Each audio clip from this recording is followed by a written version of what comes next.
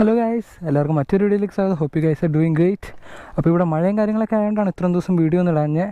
അപ്പോൾ ഇന്നത് ഇപ്പോൾ മഴയൊക്കെ ഇത്തിരി കുറഞ്ഞിട്ടുണ്ട്, വെയിലുണ്ട്. പക്ഷെ എന്നാലും അത്യാവശ്യം മഴക്കാറും കാര്യങ്ങളൊക്കെ ഉണ്ട്. ആ ഭാഗത്തൊക്കെ നല്ല രീതിയിലൊക്കെ മഴക്കാറ് കാണാൻ പറ്റുന്നുണ്ട്. അപ്പോൾ ഇന്നത്തെ റിവ്യൂ വീഡിയോ ആണ്. നമ്മൾ റിവ്യൂ ചെയ്യാൻ പോണ വണ്ടി എന്ന് പറഞ്ഞാൽ നമ്മുടെ ഹോണ്ടയുടെ ഡിയോ ആണ്, B6 വേരിയൻറ്റ്.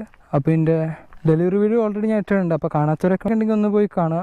അപ്പോൾ വണ്ടിയുടെ സ്പെക്സും ഡീറ്റെയിൽസും കാര്യങ്ങളൊക്കെ ഞാൻ ഓൾറെഡി മറ്റു വീഡിയോ പറഞ്ഞിട്ടുണ്ട്. അപ്പോൾ കാണാത്തവരൊക്കെ ഉണ്ടെങ്കിൽ ജസ്റ്റ് പോയി ഒന്ന് കാണുക. അപ്പോൾ ഈ വീഡിയോയിൽ നമ്മൾ ഇപ്പോൾ റൈഡ് ഫീലും കാര്യങ്ങളൊക്കെയാണ് പറയണത്. ഇതിൻ്റെ പ്രാക്ടിക്കൽ യൂസും കാര്യങ്ങളൊക്കെ ആയിരിക്കും.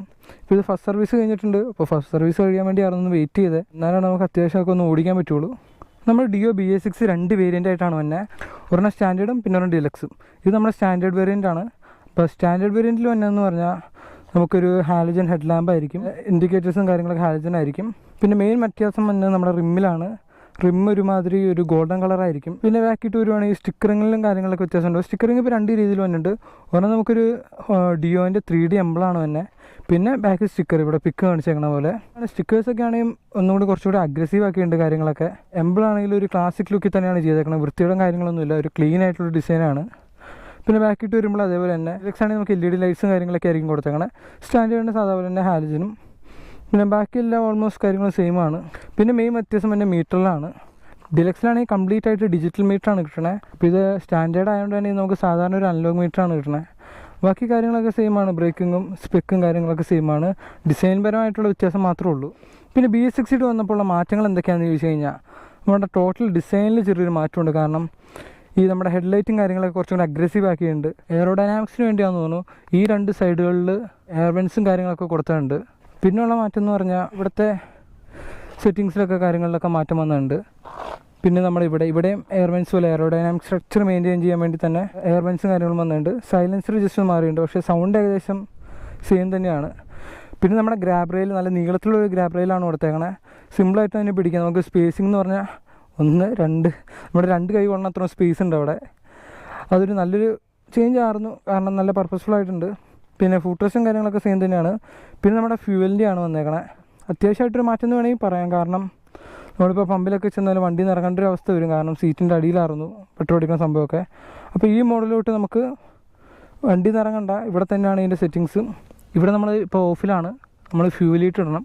ഫ്യൂവലിട്ട് ഇട്ടിട്ട് ഇവിടെ ഈ ഫ്യൂവലിൻ്റെ ഞെക്കുവാണെങ്കിൽ ബാക്കിലത് ഓപ്പൺ ആവും.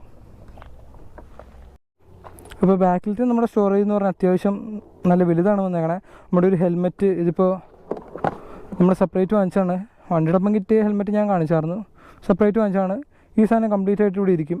നമ്മുടെ റെയിൻകോട്ടും കാര്യങ്ങളൊക്കെ ഇരിക്കും. അപ്പോൾ അത്യാവശ്യം നല്ല സ്പേസും കാര്യങ്ങളൊക്കെ ഉണ്ട്. നമ്മൾ കയറി ഇരിക്കുവാണെങ്കിൽ സീറ്റ് ഹൈറ്റിനൊന്നും വ്യത്യാസം വന്നില്ല. പിന്നെ വെയിറ്റും വലിയ പ്രശ്നമൊന്നുമില്ല. വണ്ടിയുടെ വെയിറ്റ് ജസ്റ്റ് 110 കിലോ ആണ് തന്നെ. പിന്നെ നമ്മൾ മീറ്ററിലിട്ട് നോക്കുവാണെങ്കിൽ ഇത് ഒരു അനലോഗ് മീറ്ററാണ് ഇവിടെ വന്നേക്കണമെന്ന് പറഞ്ഞാൽ. ഇൻഡിക്കേറ്റേഴ്സിൻ്റെ 2 വന്നിട്ടുണ്ട്. പിന്നെ എഞ്ചിൻ്റെ 1 വന്നിട്ടുണ്ട്, ഫ്യൂൽ ഇഞ്ചക്ഷൻ ആയതുകൊണ്ട് തന്നെ. പിന്നെ ഹെഡ് ലാമ്പിൻ്റെ 1 വന്നിട്ടുണ്ട്. പിന്നെ ഒരു ഫ്യൂൽ മീറ്റർ ഉണ്ട്, ഒരു ഓഡോമീറ്റർ ഉണ്ട്, അവിടെ ഒരു സ്പീഡോമീറ്റർ ഉണ്ട്. ഫുൾ അനലോഗ് ആയിട്ടുള്ള കാര്യങ്ങളാണ്. പിന്നെ സ്വിച്ചസൊക്കെ നമ്മൾ ഓൾറെഡി പറഞ്ഞായിരുന്നു, ഒന്നുകൂടെ പറയാം. ഇവിടെ നമുക്ക് എഞ്ചിൻ ഗില്ല് വരുന്നുണ്ട്, അവിടെ തന്നെയാണ് ഇഗ്നിഷൻ. അപ്പോൾ എഞ്ചിൻ ഗില്ല് ഓൺ ആക്കിയിട്ട് ബ്രേക്ക് പിടിച്ചിട്ട് ഞെക്കുവാണെങ്കിൽ വണ്ടി സ്റ്റാർട്ടാവും. ഇപ്പോൾ വണ്ടി സ്റ്റാർട്ടായിട്ടുണ്ട്. പിന്നെ ഇപ്പുറത്തേക്കാണെങ്കിൽ ഡിമ്മ് ബ്രൈറ്റ് അവിടെ തന്നെയാണ് പാസ്.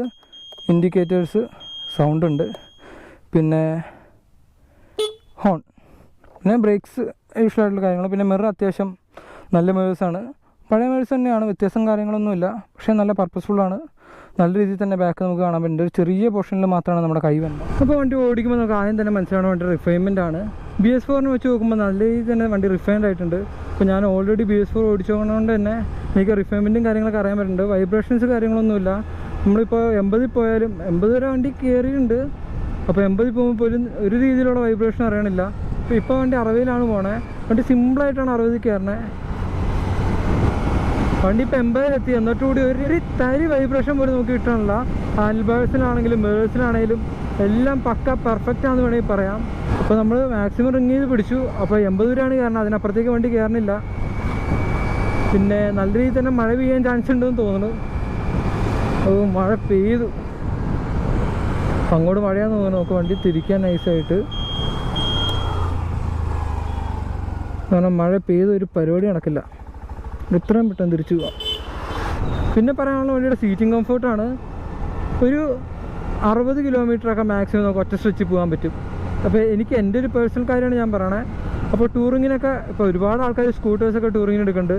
അപ്പോൾ അവർക്കൊക്കെ പറ്റിയ വണ്ടിയാണ്. കാരണം അത്യാവശ്യം നല്ല പവർ ഉണ്ട് വണ്ടിക്ക്. പിന്നെ മൈലേജിൻ്റെ കാര്യം അങ്ങനെ തന്നെ, റിഫൈൻമെൻറ്റും അങ്ങനെ തന്നെ. അപ്പോൾ ഈ സീറ്റിംഗ് കംഫർട്ട് എന്ന് പറഞ്ഞാൽ സീറ്റ് അത്യാവശ്യം കുഷനാണ്. ഇപ്പോൾ പ്രോബ്ലം അപ്പോൾ സീറ്റിൻ്റെ അല്ല, ഈ സ്കൂട്ടേഴ്സിനൊക്കെ അറിയാമല്ലോ, ബൈക്കിൻ്റെ അത്ര സസ്പെൻഷനും കാര്യങ്ങളൊന്നും ഉണ്ടാവില്ല. അപ്പോൾ ചെറിയൊരു ബമ്പ് വരുമ്പോൾ കൂടി നമുക്ക് വണ്ടി നല്ലോണം സ്ലോ ആക്കേണ്ടി വരും. അല്ലെങ്കിൽ നമുക്ക് നല്ല രീതിയിൽ തന്നെ ഒരു അതിൻ്റെ ഒരു എഫക്റ്റ് അറിയാൻ പറ്റും നമ്മൾ ആ കട്ടറി ചാടുന്നതിൻ്റെ ഒക്കെ. പിന്നെ വെയിറ്റ് കുറയാണ്ട് തന്നെ നല്ല രീതിയിൽ തന്നെ ഹാൻഡ്ലിംഗ് ഉണ്ട് വണ്ടിക്ക്. ഇപ്പോൾ നമ്മൾ കാല് കുത്തുന്ന സമയത്ത് ചരലിലാണ് കാല് ചവിട്ടണം. വണ്ടി തെന്നി പോയാൽ നമുക്ക് വണ്ടി പിടിച്ചു നിർത്താൻ പറ്റും. താഴെ വീഴുന്ന പ്രശ്നമൊന്നുമില്ല. പിന്നെ വണ്ടിയുടെ മൈലേജിനെ പറ്റി പറയുകയാണെങ്കിൽ ഇപ്പോൾ ഫസ്റ്റ് സർവീസ് കഴിഞ്ഞുള്ളൂ, ഏകദേശം ഒരു 40-45 അതിൻ്റെ ഇടയിലാണ് ഇപ്പോൾ മൈലേജ് കിട്ടണേ. അപ്പോൾ ഒരു പെർഫെക്റ്റ് പാക്കേജ് ആണെന്ന് വേണമെങ്കിൽ പറയാം ടൂർ പോകുന്നവർക്ക്. കാരണം വണ്ടിയുടെ എൻജിൻ പക്ക എൻജിനാണ്, നമ്മുടെ ഹോണ്ടയുടെ എൻജിനാണ്. അപ്പോൾ പ്രശ്നങ്ങളും കാര്യങ്ങളും അങ്ങനെയൊന്നും മനസ്സില്ല വണ്ടിക്ക്. പിന്നെ വണ്ടിയുടെ പവർ അത്യാവശ്യം അടിപൊളിയാണ്, നിങ്ങളിപ്പോൾ കണ്ടു കാണും.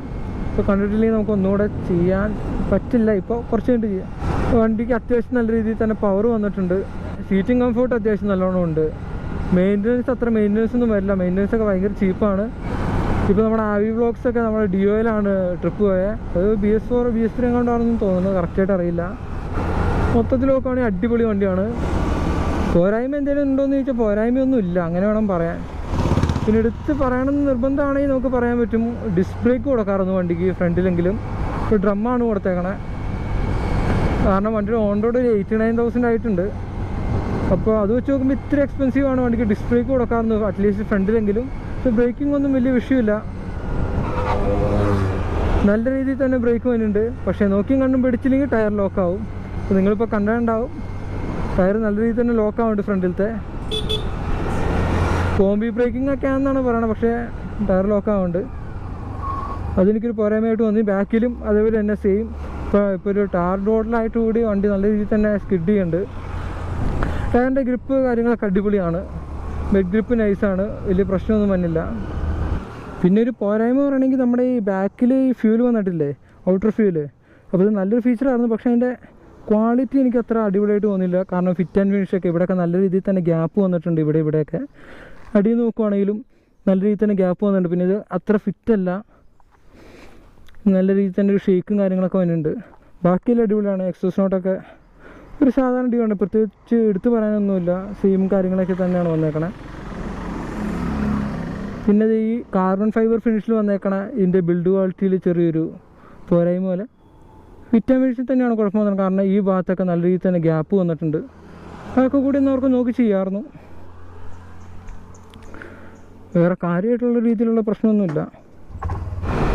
ഈ വണ്ടി എടുക്കണമെങ്കിൽ 2 കാര്യങ്ങളേ ഉള്ളൂ മെയിനായിട്ട് നോക്കണ്ടേ. ഒന്ന് വണ്ടിയുടെ എൻജിൻ പവർഫുള്ളായിട്ട് നൈസായിട്ട് സൂപ്പറായിട്ടൊരു എൻജിനാണ്.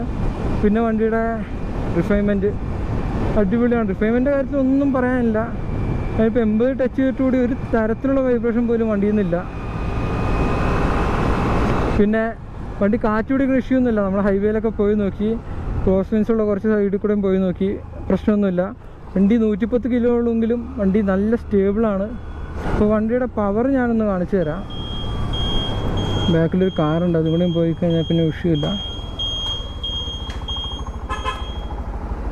വണ്ടിയുടെ പവർ ഞാൻ കാണിച്ചു തരാം. ഇപ്പോൾ നമ്മൾ 0-യിലാണ്, ഫുൾ ത്രോട്ടിൽ കൊടുത്തേക്കുമാണ്. സ്കൂട്ടറിൽ പിന്നെ വിഷയമൊന്നുമില്ല.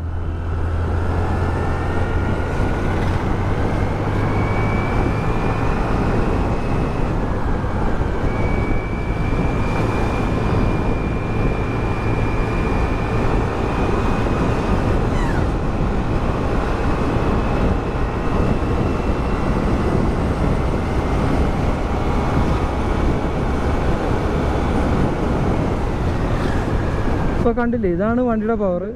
ഇപ്പോൾ വണ്ടിക്ക് തന്നെ മെയിൻ കോമ്പറ്റീഷൻ എന്ന് പറഞ്ഞാൽ ഒരുപാട് വണ്ടികളുണ്ട്. ആക്റ്റീവ, എൻടോർക്ക്, അപ്പറിലൊക്കെ വേറെ ലെവലായി പോവും. ഇപ്പോൾ ബെസ്റ്റ് ഇൻ ദ സെഗ്മെൻറ്റ് എന്ന് പറയാനായിട്ട് എൻടോർക്കാണുള്ളത്. അപ്പോൾ പ്രൈസ് ഇത്ര കൂടുതലാണ് എൻടോർക്കിന്. അതിനകത്ത് പക്ഷേ ഫീച്ചേഴ്സ് ഒരുപാടുണ്ട്. എൻടോർക്ക് വണ്ടി വെർത്താണ്. മൈലേജ് ഒരു 30-35 ഉള്ളൂ. അപ്പോൾ അതിൻ്റെ വീഡിയോ നമ്മൾ വൈകാണ്ടിട്ടുണ്ട്. എന്താ ഇപ്പോൾ ഇവിടെ വെയിലുണ്ടെങ്കിലും നല്ല രീതിയിൽ തന്നെ മഴക്കാർ വന്നിട്ടുണ്ട് അവിടെയൊക്കെ. അപ്പോൾ അങ്ങോട്ടാണ് നമ്മൾ പോണേ. അപ്പോൾ ഡെലിവറി വീഡിയോയിൽ നമ്മൾ ഒരുപാട് കാര്യങ്ങൾ പറഞ്ഞിട്ടുണ്ട്. അപ്പോൾ കാണാത്തവരുണ്ടെങ്കിൽ പോയി കാണുക, അത് കഴിഞ്ഞിട്ട് ഈ വീഡിയോ കാണുക. അപ്പോൾ അതുകൊണ്ടാണ് നമ്മൾ ഈ വീഡിയോ അത്ര ചെറുതായിട്ട് എടുത്തത്. അപ്പോൾ എല്ലാ കാര്യങ്ങളും കവർ ചെയ്തിട്ടുണ്ടെന്ന് വിശ്വസിക്കുന്നു.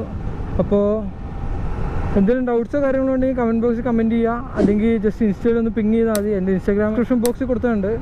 അപ്പോൾ ഗായ്സ് ഇത്രയൊക്കെ തന്നെയുള്ള വീഡിയോ എല്ലാവർക്കും ഇഷ്ടപ്പെട്ടു എന്ന് വിചാരിക്കുന്നു. ഇഷ്ടപ്പെട്ടാൽ ലൈക്ക് ചെയ്യുക, ഇഷ്ടമായില്ലെങ്കിൽ ഡിസ്ലൈക്ക് ചെയ്യുക. ഡിസ്ലൈക്ക് ചെയ്യുകയാണെങ്കിൽ ഒന്ന് കമൻറ്റ് ചെയ്യുക എന്തുകൊണ്ടാണ് ഡിസ്ലൈക്ക് ചെയ്യണമെന്ന്. അപ്പോൾ എൻ്റെ ചാനൽ ഇതുവരെ സബ്സ്ക്രൈബ് ചെയ്യാത്തവരാണെങ്കിൽ ഒന്ന് പോയി സബ്സ്ക്രൈബ് ചെയ്യുക. എന്നാലാണ് ഇതുപോലെ പുതിയ വീഡിയോ ഒക്കെ വരുമ്പോൾ അറിയാൻ പറ്റുള്ളൂ. അപ്പോൾ അടുത്തൊരു വീഡിയോയിലൂടെ കാണുന്നവരെ ബൈ ബൈ, ടേക്ക് കെയർ.